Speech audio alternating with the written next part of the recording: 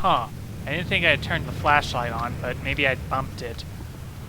Okay, so we find ourselves on this one... is this the South Island, I think? Well, anyways, here we have... Well, this is the recessed stairway from the Mechanical Age book. And here we have a pedestal with 4 switches.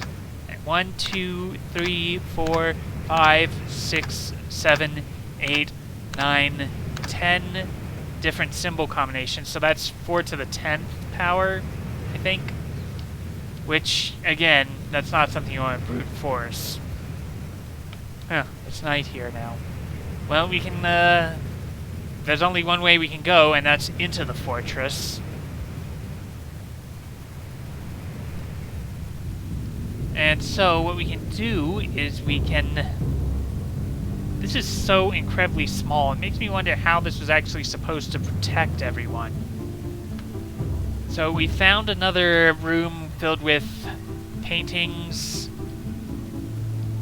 and models and what looks like a rather ostentatious throne. So this is Cirrus's room, it turns out. Oh hey, he's got a model of the spaceship and the sunken boat. And he has a telescope here as well. Can't see anything through it right now. But if you go over here to this painting, there's a kind of a recessed panel. If you click on it, you can go through here to his secret room, which is filled with treasure chests and coins and bottles of alcohols, it looks like. And here's the red page. It has some gold ingots, it looks like. Oh, yes, but here in the wine rack, there's a rolled up piece of parchment, I think. Ah, here we go. Cirrus, your greed sickens me. Your desire for wealth and plunder is never satisfied. I will instruct my subjects not to pay your new tax, and you know they'll listen to me. Regards, Achenar. So, I mean, considering what we've seen, Achenar may be speaking truthfully about Cirrus's greed. Okay, here we're at the back of the fortress, which, what we have here is... Well, we have, something here, it looks like. But, it doesn't really look like anything. However, we'll come back here shortly, because what I want to do is head over to the other side of the fortress. And here we find Achenar's room, which is, again, a lot more morbid. He's got, I think these are morning stars, considering they have spikes on them. So they're not just maces. Yeah, the spikes make them morning stars. And he's got a crossbow here. He's got chains. And let's see, swords. Another one of those ghoulish masks. Rather austere chair for his throne. Oh, and a tanned hide, it looks like there. Sword. But over here is a rather more obviously marked recessed panel. So what we can do is we can click on that. We go into his hidden room, where we find a butcher's cleaver, more bottles of chemicals, chests that we can open. Ooh, is that a head? That looks like a head.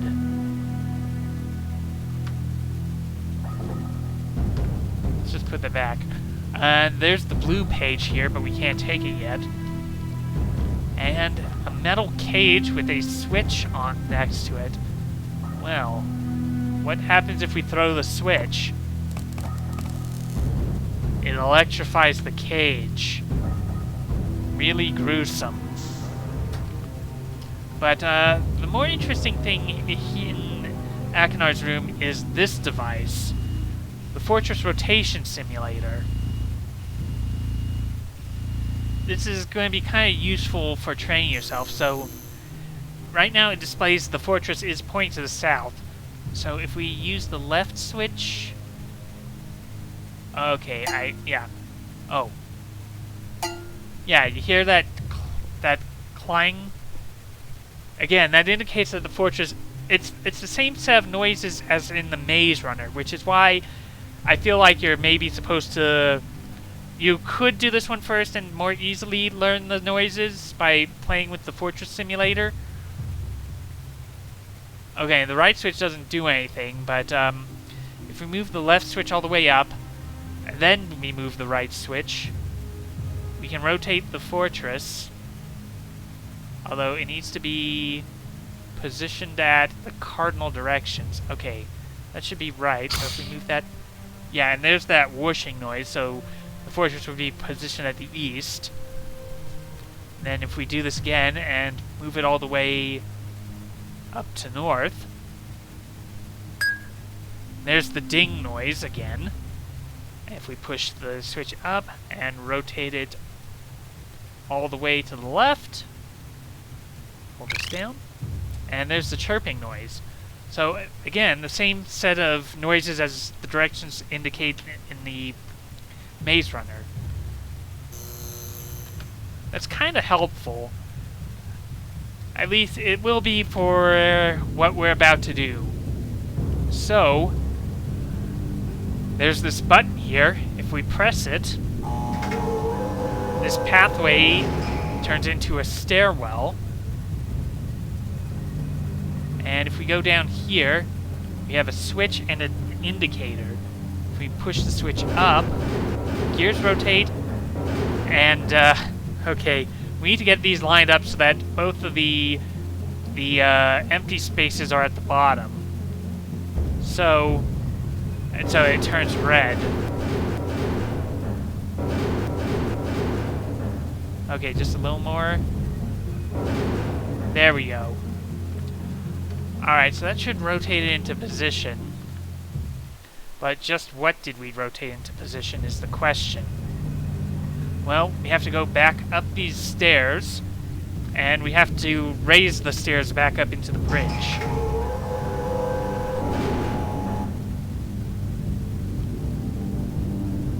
And, well, this is now accessible. We've got some buttons, so it turns out this is an elevator. If we press down, right, we can't go any lower because, well, this is the bottom. Well, if we press this middle button,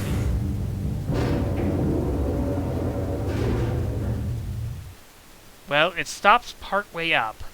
But what if we push the up button? Well, we're up on top of this now. But there doesn't seem to be anything we can do. Alright, well, let's go back in. What if we push this down button? Or rather, what if we push this middle button again?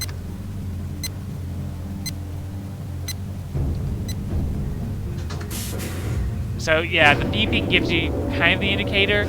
It drops down after a couple of seconds, and that reveals to us the fortress controls. So, this is what the simulator is for. If we raise this up, we can use this to rotate the fortress.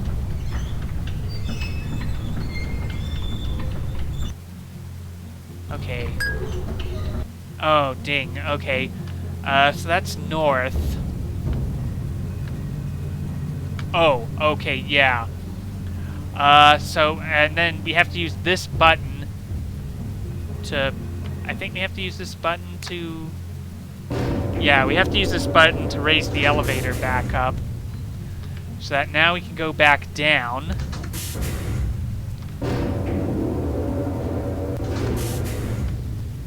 And And now that the fortress is rotated, I think we should be able to access the North Island. Is there anything we can do with this? No, it's not positioned correct. Oh yeah, he has a model of the clock tower as well. Interesting. Alright, so now that the bridge is in position, we can get to the North Island. Oh, okay, there's an island to the east as well, which I've missed. So on this island we have a pedestal with two symbols corresponding to the ones on the South Island. So this is one of the clues we need to get out of here. However, I'm going to have to rotate the fortress around again to get the second half. And I'm starting to come up on my time limit again, so I don't know, I'm going to try and do this as quickly as I can, but I may just have to stop the recording. Well, I don't know, or I'll push on like I did with Selenitic Age, because we're pretty close to the end of this, or we're pretty close to solving this. Okay, so I need to go up. I suppose the problem with the actual fortress controls is you don't get to see what direction the fortress is pointing, unlike the hologram. Okay, so yeah, it would be helpful if you could actually see what you were doing, but again, that's probably why they don't give you that, so that you have to kind of guess. Okay, that's the clank, so it's facing south now. So if I just rotate it a little... Okay, there's the whoosh, so it should be facing east. And then I have to push the button to bring the elevator back up.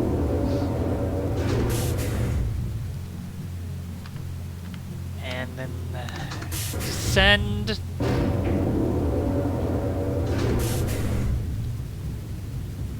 And head back out.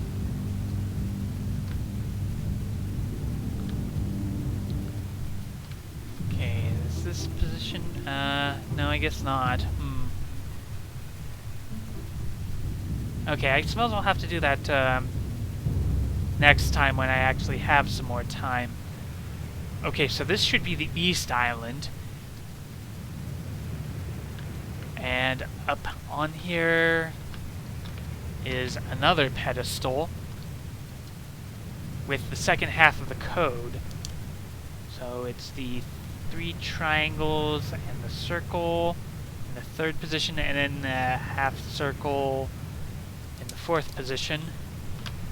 Okay, I just have to move the fortress back to the South Island, and that should get us to the linking book back. And yeah, I've overrun my time limit now, but I'll go through till I get to the linking book.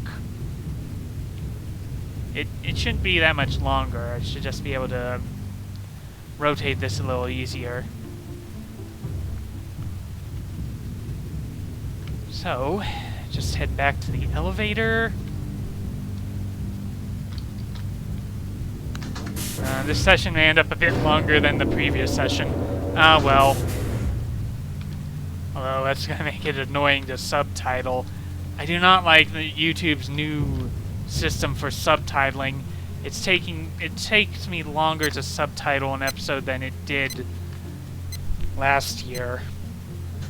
I think it previously took me 75 minutes to subtitle a 15-minute Night in the Woods episode, and now it's taking me an hour and a half to 2 hours to subtitle one of these episodes.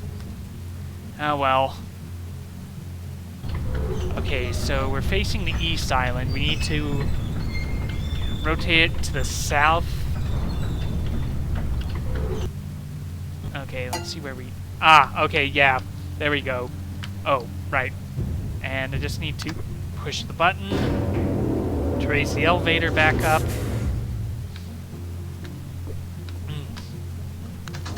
And go back down.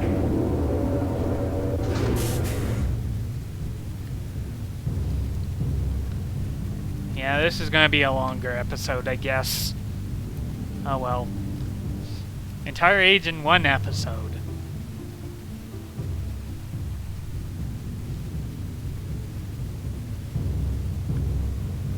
Okay, made it back to the South Island.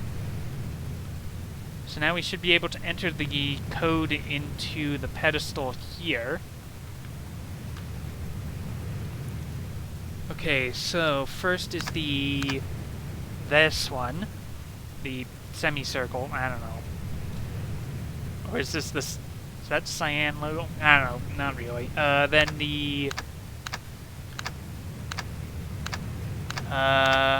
these three symbols, the downward triangle, the bar, and then the upward triangle.